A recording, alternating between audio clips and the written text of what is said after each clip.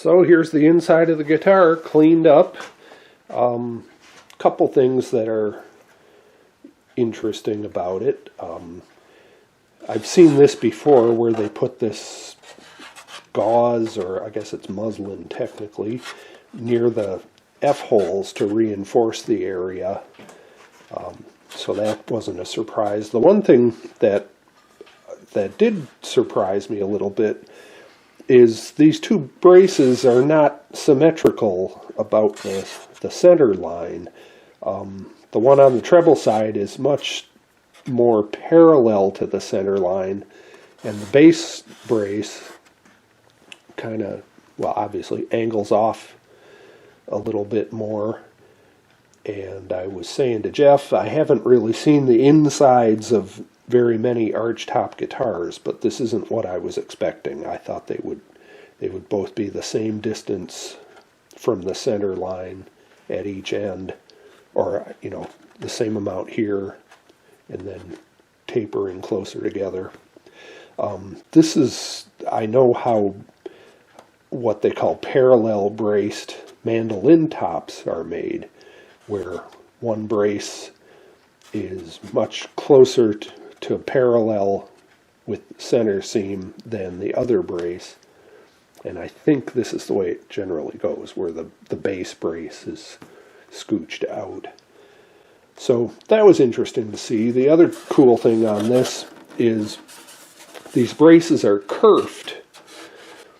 So they're saw cuts starting at the gluing surface to the soundboard, and they would do that so it was much easier to fit the brace to the top of the guitar. It wouldn't take as much time. And then once the kerfed brace was glued in, they glue a reinforcing strip along the top of it. So it likely will, yeah, I guess maybe it'll show up in the video. You can see that top cap that was glued on is actually a different color of wood. Oh, you know what? I misspoke before. So they kerfed the brace, but they leave the bottom, oh, I don't know, what is that, 1/8 of an inch solid. But by having the saw kerfs here, it makes it easier to just push the brace down and make it conform with the curvature of the top, rather than have to spend a lot of time shaping the brace. So then, after the kerfed brace gets glued in, then they put this other cap piece on it. There, that's better. I'll edit that out. So, next step now, Jeff made a couple of patches where there was some damage taking off the back. So the next step is to put kerfed linings all the way around. We can't glue the back onto the guitar with just this thin well, not even an 1/8 of an inch piece of side material. So this is one of the few things I buy in guitar building, is kerfed linings. It's just, kerfing refers to saw cuts. That's called kerfing.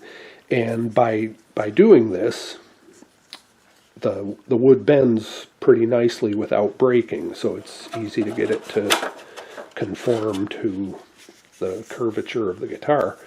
And actually, this is exactly like what's going on with these braces, where they would kerf the braces and get them to lay down pretty nicely against the soundboard, and then just glue the flat strip across the top afterward. And here are the linings glued in, all clamped up, ready for the back. Well, we just unclamped that center seam press, and it's been sitting like that for 2 weeks, and there is a huge difference. The dip is almost entirely gone, so that was successful. So now on to bracing. Bracing. Yeah. We've got new braces cut, but the old ones, the ends were so tattered on them and broken that it just didn't seem worth trying to use the originals. So we will put on new braces. I've already shaped them to the same 10-foot radius of curvature. The back's a little extra curvy right now just from having been separated from the sides, but once we glue on the braces, it will conform to this original shape again. The piece of tape here is just covering up some markings from the factory. It's not really a serial number, I don't think. No, there's a stamped portion and then there's a handwritten portion. Yeah. So I can make out 27 on the handwritten portion. yeah, and this is 7258. Okay. Is the stamped portion of it. Yeah, maybe that is a serial number then. Could Who be. knows? Yeah. And then then there's this handwritten thing up here which looks like 4 something 26. Weird. Yeah, I don't know. Well, okay. It's looking good. Yep. We decided we're not going to put this center strip back on because it serves no purpose. There's no seam for it to support. It probably is the reason why the back cupped the way it did, and also the reason why there's this crack running right next to where that strip of wood was.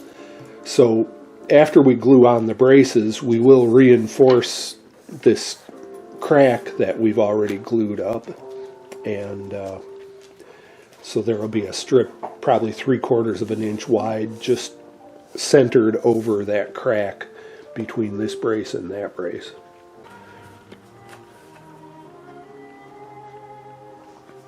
So here goes with the first brace. And then I've got some rigid clamping caul, semi-rigid, to put under. Helps distribute clamping pressure.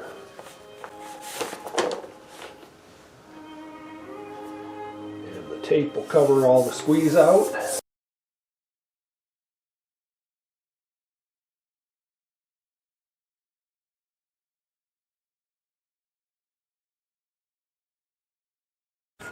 We have a helper in the shop today.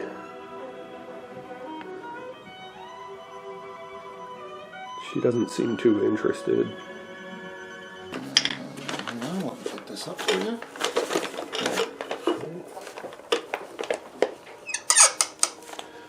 And just put one of those on the end because we're not going to try to do all 4 at once. You can see where it would be difficult. Yeah.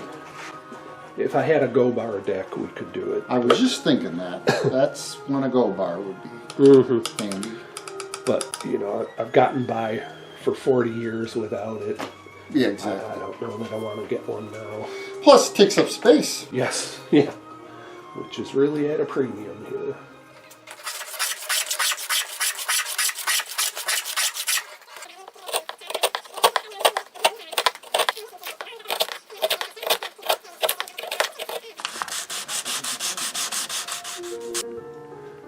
So there was that one crack right along the center seam reinforcement where there was no center seam. And we're just going to shore up that crack with our own reinforcement.